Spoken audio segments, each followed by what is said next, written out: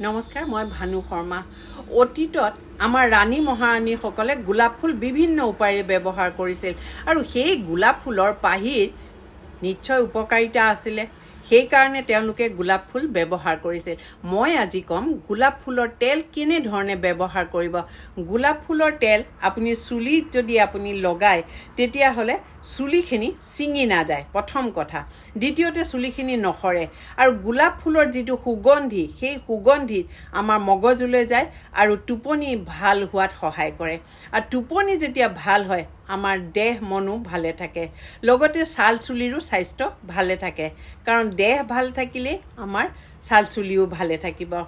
আৰু এই যে গোলাপ ফুল আমাৰ হেয়াৰ ফলিকুলছসমূহত মানে হাইড্ৰেট কৰি ৰাখে, ই ব্লাড চাৰ্কুলেশ্যন কৰে আৰু হেয়াৰ গ্ৰ'থত সহায় কৰে।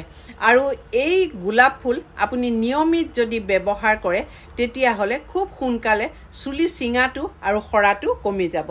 এতিয়া গোলাপ ফুল যথেষ্ট কষ্টলি আৰু সেই গোলাপ ফুল পোৱাটো অলপ অসুবিধা হয়।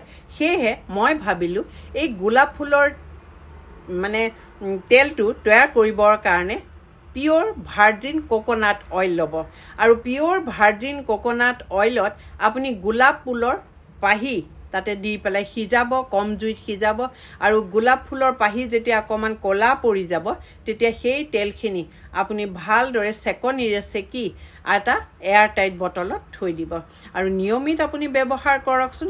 চুলিখিনিও হেল্ডি হ'ব, মনটোও হেল্ডি হ'ব। Thank U.